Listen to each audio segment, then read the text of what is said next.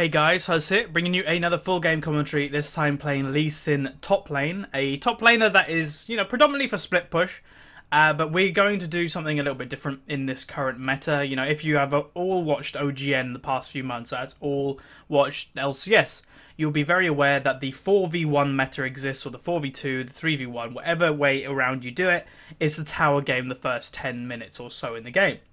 So we're going to go for this strategy. Me and my team are starting to learn it. So we're going to just walk into the enemy blue buff and simply ward it. We just want to get a ward on there.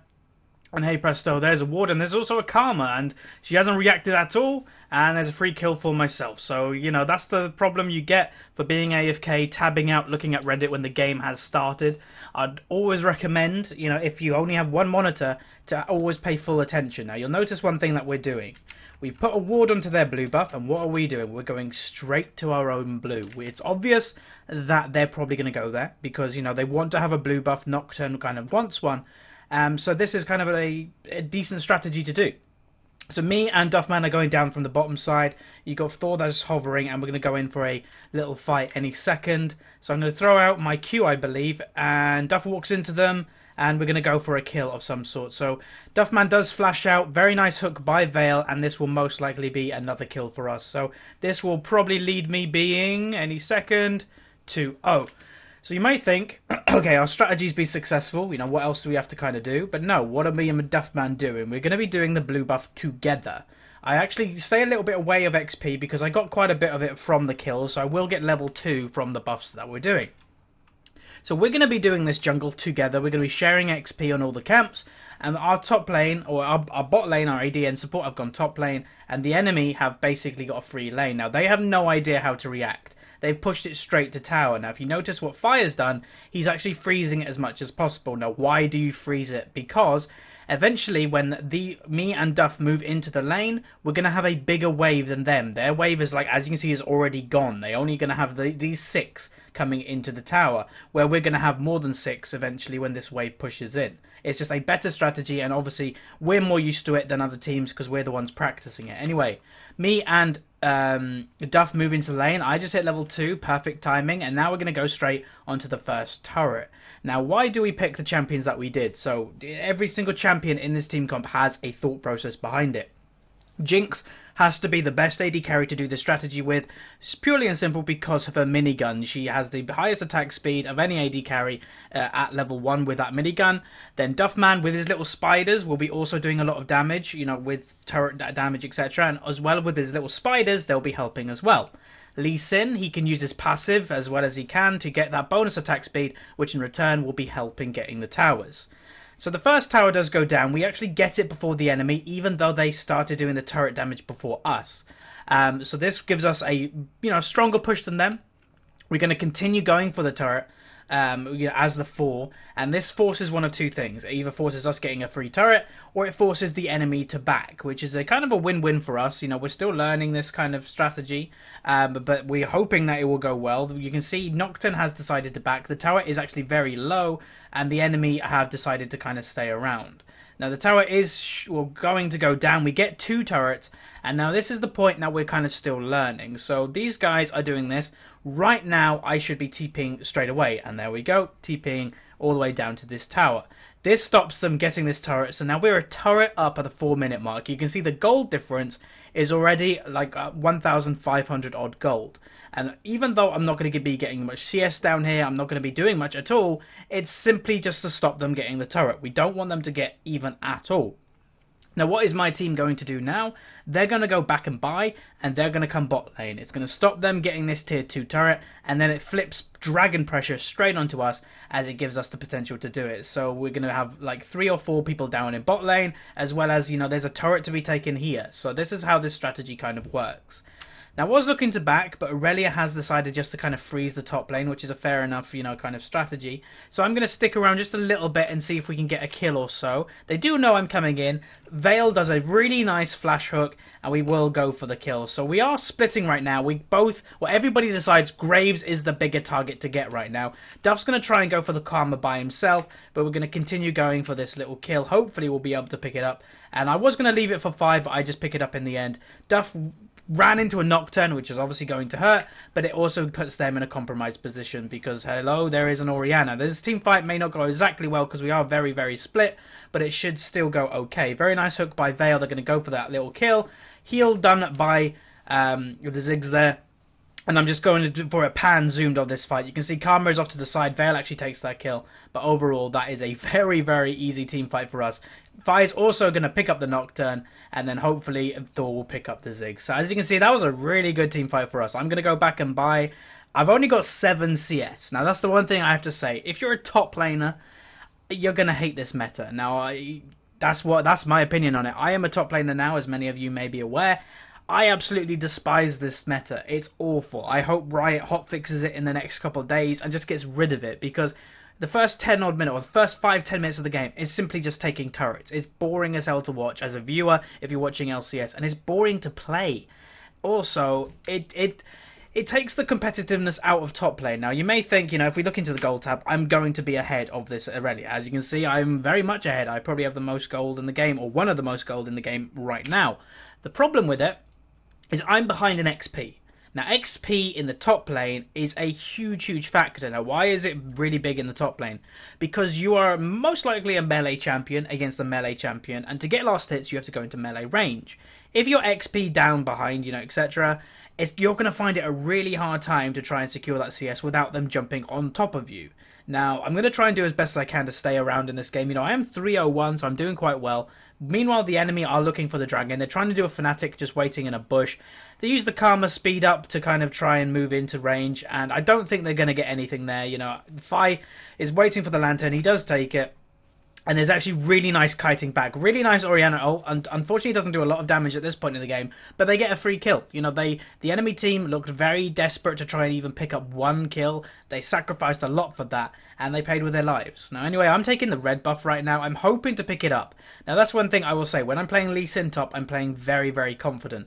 And I try to take this red buff every single time it's up. Now, Aurelia has kind of spotted what I'm trying to do. And she's actually going to go very aggressive on me. Now, what this Aurelia's build was, she went Sheen first, which is actually not a terrible idea against someone that you have a little bit of an XP lead on, a little bit of a gold lead on, and yeah, it worked quite well for her. Now, Karma does get caught out in all this. I'm going to get an assist on there, and then again. So this commentary, etc., is just taking the best of every situation. Now, obviously, there are going to be mistakes. This is not a flawless game, but that's what I'm kind of trying to point out. They make a mistake, we capitalize it. We're going to get towers everywhere. You can see we've already got 3 towers at the 8-minute mark. We did the first tower push, and now they rotated to mid after that Karma kill and picked up the mid turret.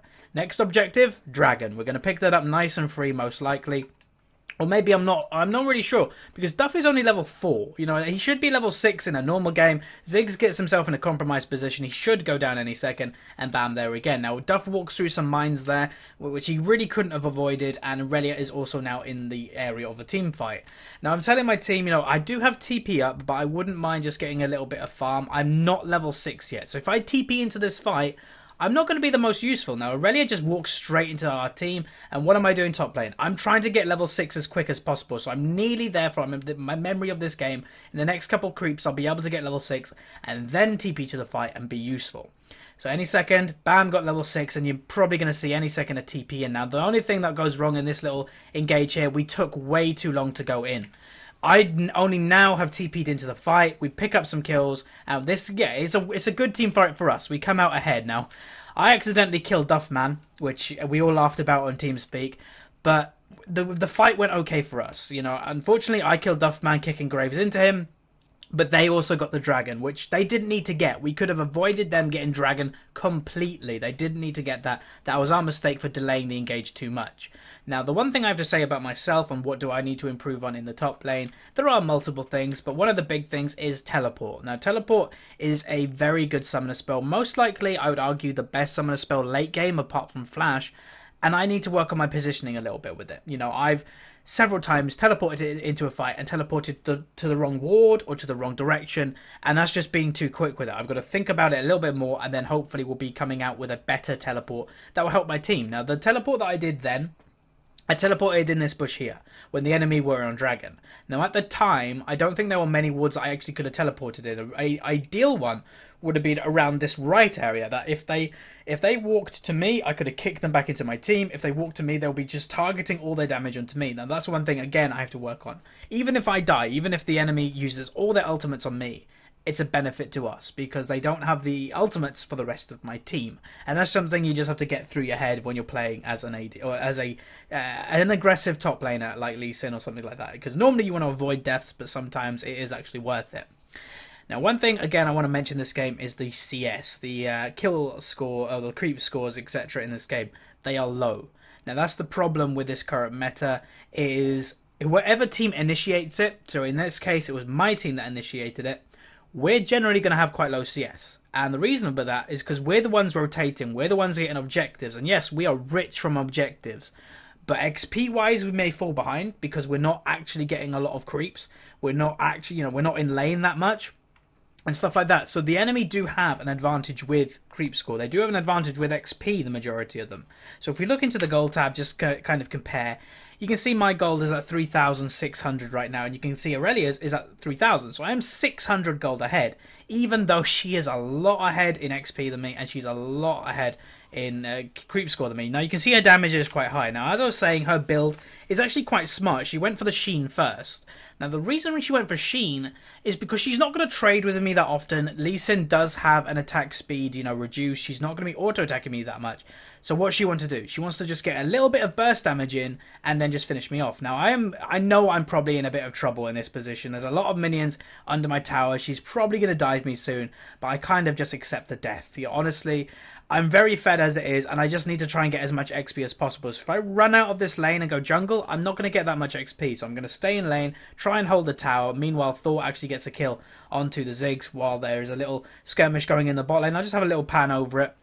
Really low health, and I think I don't have I don't have TP. If I had TP up, I'd be TPing right there and trying to help out. Now Aurelia and me are doing a bit of a little fight, a little bit of a tango, but she does come out on top with that Sheen damage, and it's painful as a damage Lee Sin. A lot of people say, what build would you go on Lee Sin top lane? Damage early. You are a split push champion. Make no mistake of that.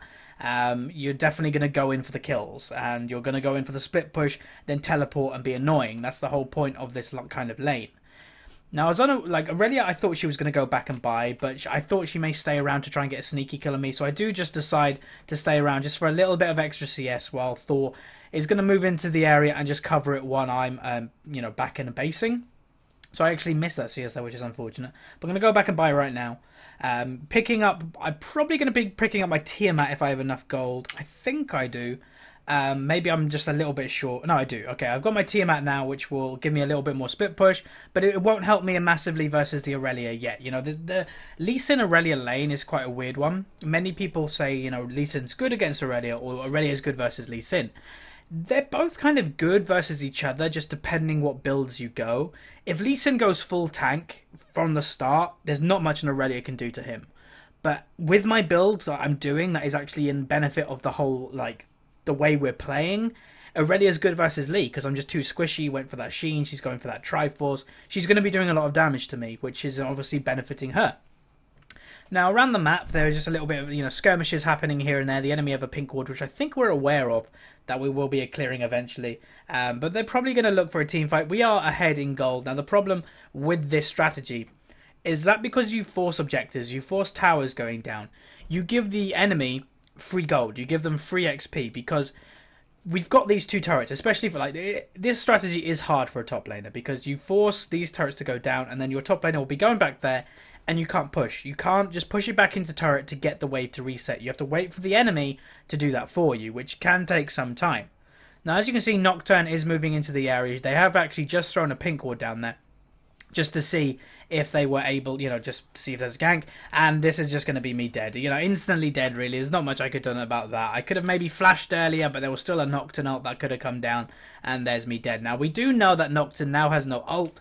which is a benefit to us, but still, a death's a death, and they will also pick the turret. So Aurelia is getting further ahead, especially in XP than me. That's the one thing I want to drive home. It's XP that is the biggest difference with me and this Aurelia right now. I think I'm level 7, or I'm level 8, she's level 10, probably even nearly 11 right now.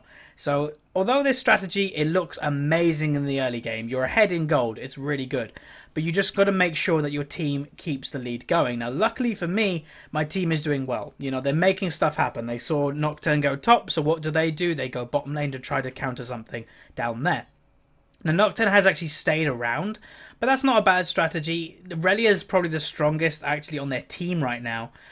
Damage terms, tanky terms, everything combined. She's probably the strongest, so that's probably why she kind of wants to go down. Now, she did do a really bad teleport there, and she actually had to flash out as well. She teleported way too early in comparison to what her team needed. Now, Dragon is up.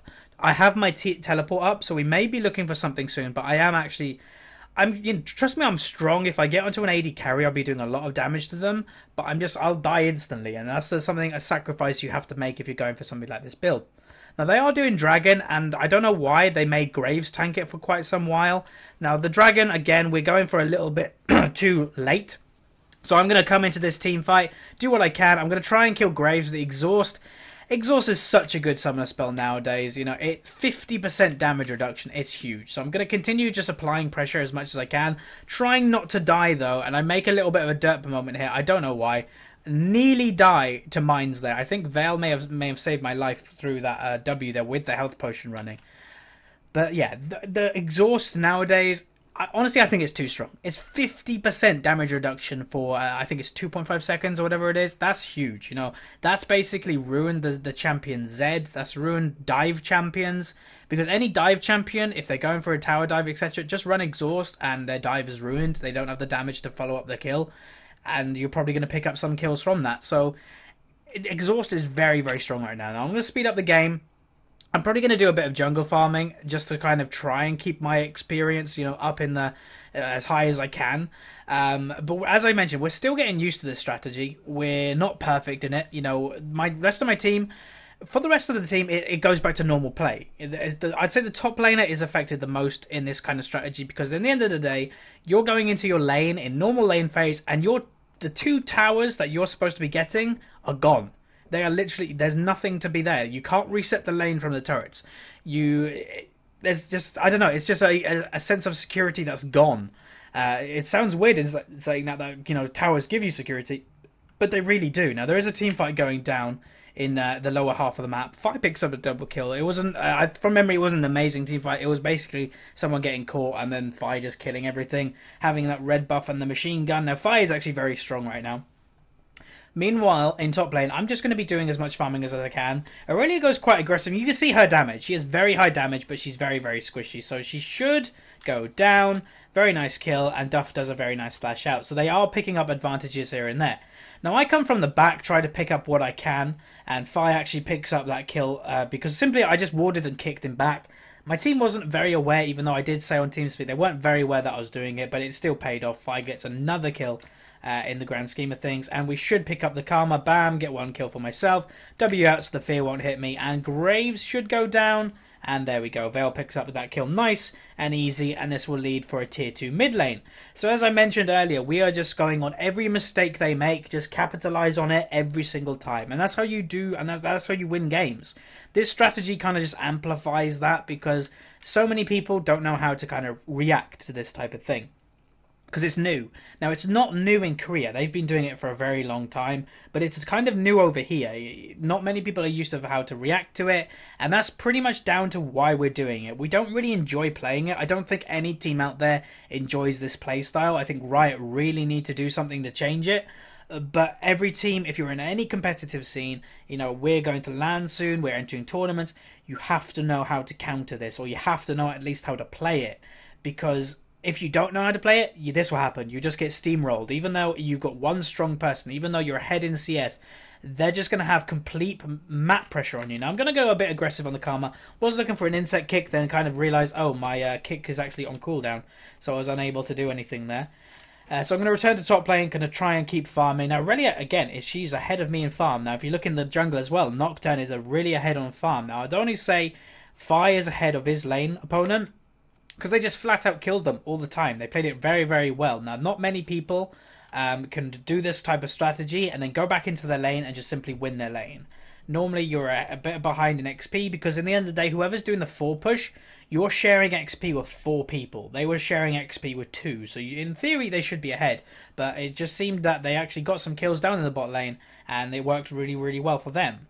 Well, in top lane, it's a different story. Aurelia had solo XP for about 2 to 3 waves. When I teleported down here to try and save this turret, she was still up here farming by herself. That's where the XP advantage comes from.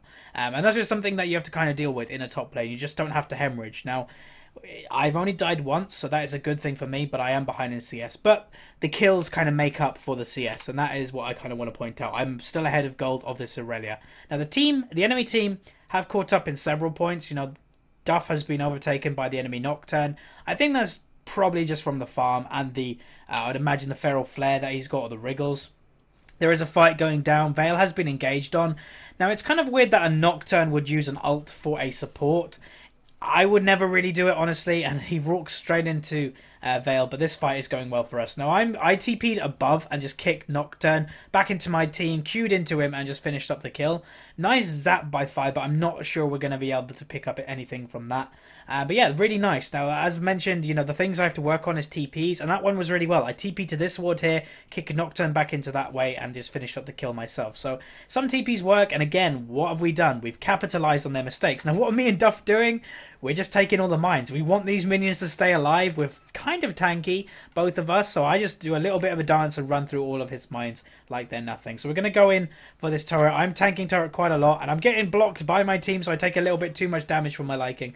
But we do have to be careful, because they may look for an engage the enemy team. They know they're behind. They're probably a bit desperate to get some kills, but Graves goes down. Fine nearly picks up that kill. I'm going to go a little bit greedy to try and get it. I just missed the Q because it was out of range. If I maybe warded to something and then Q'd, it may have got it. But anyway, we get an inhib again for one of their mistakes. They went a bit too deep and they actually died for it. They paid with their lives. And there we go. We get another kill. So we're just going to simply back off now, I would think. We don't want to have a fight. We're all kind of low. Even though we're 5 people, I don't really think we want to fight. Now, if we did want to fight, all we'd had to do is protect fight. He is literally our damage. He's 8-1-14 with nearly the most CS in the game. He's up there with it, and he's very, very strong this game. Now, I am quite strong as well as a Lee Sin, but again, it's the CS. I hate the one thing as a top lane that I do now.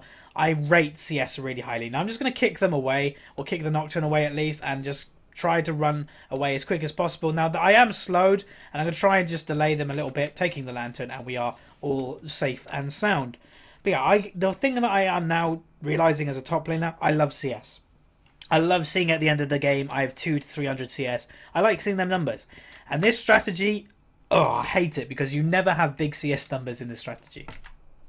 Now, the enemy team are looking for a desperate Baron. I think they kind of thought, right, we're losing anyway by quite a bit. Let's just go for it. If it doesn't work, we lose the game anyway. So we get a ward. We know they're doing it. So we're all just going to go over there. Now, a very nice just delay by Vale there. He's just got in the middle of them, being really annoying.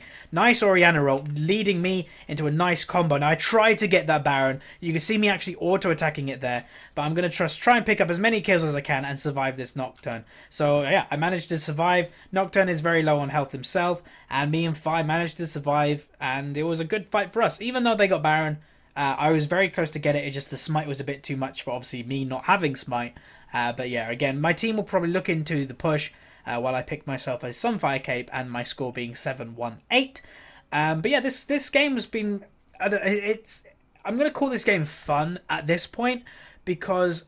we're rotating a lot. We're getting towers. That bit's fun. Just the early game is so goddamn boring.